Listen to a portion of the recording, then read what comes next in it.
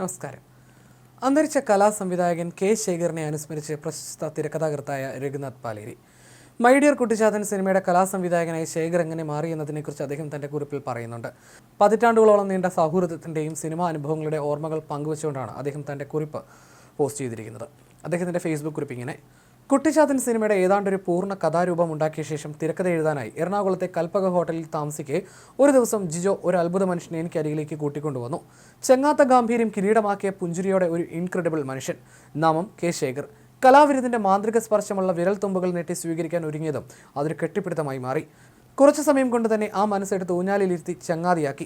കുട്ടിച്ചാത്തനിൽ ഒപ്പം കൂട്ടാനായി ജിജോ മുൻപരിചയം വെച്ച് വിളിച്ചു വരുത്തിയതാണെന്ന് അറിഞ്ഞതും എന്തുകൊണ്ടോ ആ സാമീപ്യം ഒരു അനുഗ്രഹമായി അനുഭവപ്പെട്ടു. ജിജോ മുൻപ് ചെയ്ത പടയോട്ടം സിനിമയുടെ പോസ്റ്റർ ഡിസൈൻ ചെയ്തത് ശേഖർ ആയിരുന്നു. പോസ്റ്റർ മാത്രമല്ല, അതിലെ കഥാപാത്രങ്ങളുടെ വസ്ത്രാലങ്കാരങ്ങളിലും ശേഖറിന്റെ മാജിക് ടച്ച് ഉണ്ടായിരുന്നു. ജിജോയുടെ ആ അനുഭവമായിരുന്നു അദ്ദേഹത്തെ എനിക്കരികിൽ എത്തിച്ചത്. താമസിക്കാനായി ഹോട്ടലിലെ മറ്റൊരു മുറി നൽകാതെ അദ്ദേഹത്തെ ഒപ്പം കൂട്ടിയത് ഏത് ദേവത പറഞ്ഞിട്ടാണെന്ന് എനിക്കിപ്പോഴും അറിയില്ല. തുടർന്നുള്ള ദിവസങ്ങളിൽ മനസ്സിൽ തെളിയുന്ന തിരക്കഥയിലെ ഓരോ രംഗങ്ങളും എഴുതി കഴിഞ്ഞാൽ ഞാൻ ശേഖറിനെ ചുമ്മാ വായിച്ചു കൊടുക്കും. തിളങ്ങുന്ന മുഖത്തോടെ ശേഖർ അത് കേൾക്കും. കടലാസും ചായയും എടുത്ത് ചുരുങ്ങിയ സമയം കൊണ്ട് ശേഖർ അതൊരു ചിത്രമാക്കും. ഞാൻ അവ ചുമരിൽ ഭംഗിയായി നീളത്തിൽ ഒന്നിനു പിറകെ ഒന്നായി ഒട്ടിച്ചു വെക്കും. ഒരു സന്ധ്യാനേരത്ത് മുറിയിൽ വന്ന ജിജോ വിസ്മയിപ്പിക്കുന്ന ഒരു ആർട്ട് ഗ്യാലറിയിലേക്ക് വന്ന സന്ദർശകനായി ഓരോ ചിത്രവും സൂക്ഷ്മമായി നിരീക്ഷിച്ച് നിൽക്കെ ചിത്രമായി രൂപാന്തരപ്പെട്ട ഓരോ സീനുകളും ഞാൻ അവനോട് വിശദീകരിച്ചു. വിസ്മയത്തോടെ ജിജോ കേട്ടു. വളരെയധികം ആഹ്ലാദം തന്ന നിമിഷങ്ങളായിരുന്നു അതെല്ലാം. ഒരേ സമയം തിരക്കഥയും ആ തിരക്കഥയിൽ നിന്ന് പിറക്കാൻ പോകുന്ന സിനിമയുടെ കഥാപശ്ചാത്തല അന്തരീക്ഷവും സ്ഥലകാല ഗണനങ്ങളും എല്ലാം എനിക്ക് മുന്നിൽ ഭംഗിയായി സൃഷ്ടിക്കപ്പെടുകയായിരുന്നു ആ വരകളിലൂടെ. അതൊരു സ്റ്റോറി ബോർഡ് വരെ ആയിരുന്നില്ല. ചുമ്മാ മനസ്സ് തുറന്ന് പറയുന്ന സംഭവ ദൃശ്യങ്ങളിൽ നിന്നും ശേഖറിൽ കൗതുകം ജനിപ്പിക്കുന്ന ഫ്രെയിമുകൾ കയ്യിലുള്ള ചായം പുരട്ടി അവൻ കടലാസിൽ നിമിഷ നേരം കൊണ്ട് വരയ്ക്കുന്നു എന്ന് മാത്രം. പക്ഷേ എനിക്കതൊരു അവാജ്യമായ പ്രസരിപ്പും ഉൾചൈതന്യവും നൽകിയിരുന്നു. അങ്ങനെയിരിക്കെ ഒരു ദിവസം മന്ത്രവാദിയാൽ ബദ്ധസ്ഥനായ കുട്ടിച്ചാത്തനെ ഓം ഹ്രീം ഐസ്ക്രീം എന്ന കഠിന മന്ത്രം ജപിച്ച് കുട്ടിത്ത പൂജ ചെയ്ത് കഥയിലെ 3 കുട്ടികളും തിരക്കഥയ്ക്കുള്ളിൽ തുറന്നു വിട്ടു. സ്വാതന്ത്ര്യം കിട്ടിയ കുട്ടിച്ചാത്തൻ കുട്ടികൾക്കൊപ്പം വീട്ടിലെത്തി തൻ്റെ വികൃതികളുടെ കെട്ടഴിച്ചു. അതിലൊരു മഹാകുരുത്തക്കേടായിരുന്നു കുട്ടിച്ചാത്തൻ്റെ ചുമരിലൂടെയുള്ള നടത്തം. ആ ഭാഗം എഴുതി കഴിഞ്ഞ് ജിജോയെ വായിച്ച് കേൾപ്പിക്കെ അരികിലിരുന്ന് ശേഖർ പറഞ്ഞു, നമുക്കിത് റിവോൾവിംഗ് സെറ്റിലൂടെ ചെയ്യാം. വളരെ മുൻപ് കണ്ട ഹോളിവുഡ് സിനിമയായ 2001 സ്പേസ് ഓഡീസി എന്ന സിനിമയിൽ സ്പേസിലൂടെ സഞ്ചരിക്കുന്ന ഒരു സ്പേസ് ക്രാഫ്റ്റിൽ ഒരു സ്ത്രീ കഥാപാത്രം വട്ടത്തിലുള്ള ഒരു മുറിയിൽ ചുമരിലൂടെ നടന്ന് മുകളിലെത്തി തിരികെ വട്ടം കറങ്ങി വരുന്നൊരു ദൃശ്യം അപ്പോൾ മനസ്സിൽ വന്നു. അത് റിവോൾവിംഗ് സെറ്റ് ഉപയോഗിച്ച് സെറ്റ് മൊത്തം കറക്കിയാണ് ചിത്രീകരിച്ചതെന്ന് വായിച്ച് ഓർമ്മയും വന്നു. അത് വട്ടത്തിലുള്ള മുറിയാണെന്നും ഇത് ചതുരത്തിലുള്ള മുറിയാണെന്ന് ശേഖറിനോട് പറഞ്ഞപ്പോൾ ശേഖറിന് അതിന് ഉത്തരമുണ്ടായിരുന്നു. മുറിയുടെ ഡിസൈൻ ഇത്തിരി ഒന്ന് മാറ്റിയാൽ മതി. കേട്ടതും ജിജോ എന്നോട് പറഞ്ഞു. തിരക്കഥയിൽ രഘു അത് കൃത്യമായി തന്നാൽ നമുക്ക് പപ്പയോട് പറയാം. പപ്പ സമ്മതിച്ചാൽ എന്ത് റിവോൾവിംഗ് ആണെങ്കിലും നമുക്ക് നോക്കാം. അതൊരു വെല്ലുവിളിയായിരുന്നു. വെറും സന്ദർശകനായി മുന്നിൽ വന്ന ശേഖറിനെ ഈ 3Dയിൽ എന്ത് കസേരയിലാണ് ജിജോ ഇരുത്തുക എന്നറിയാതെ മനസ്സിൽ തെളിയുന്ന മണ്ടത്തര ചിന്തകളെല്ലാം വിളമ്പി അതിലെല്ലാം പങ്കെടുപ്പിച്ച് പിന്നീട് അദ്ദേഹത്തെ വേദനിക്കാൻ വിടാൻ എന്തുകൊണ്ടോ സാധിക്കുന്നില്ല. അതുകൊണ്ട് ഒരു ദിവസം ജിജോയോട് ചോദിച്ചു, ആരാണ് നമ്മുടെ ആർട്ട് ഡയറക്ടർ? ജിജോ ഉത്തരം പറഞ്ഞില്ല. പക്ഷേ അടുത്ത ദിവസം ആർട്ട് ഡയറക്ടർ എത്തി. സ്റ്റുഡിയോ ഫ്ലോറിൻ്റെ അദ്ദേഹം സിനിമയുടെ സെറ്റ് വരയ്ക്കാൻ തുടങ്ങി. ഞാൻ ചെന്നു. മനോഹരമായ വരകൾ, തലങ്ങും വിലങ്ങും വരകൾ. എനിക്കൊന്നും മനസ്സിലായില്ല. ജിജോ എനിക്കെല്ലാം പറഞ്ഞു തന്നു.